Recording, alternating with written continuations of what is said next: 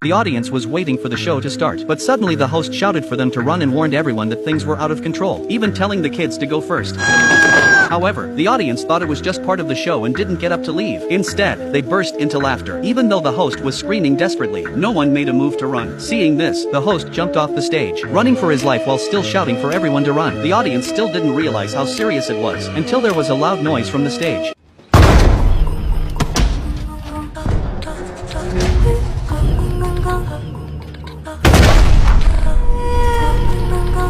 They vaguely saw a huge figure behind the stage, and only then did the audience realize something was wrong. They scrambled to get up and run, but it was too late. Only one woman managed to escape. She hid in an abandoned shop, but the monster still chased after her. Thinking quickly, the woman decided to disguise herself as a mannequin among the store's dummies. The monster moved back and forth, testing the 3 mannequins, but the woman's willpower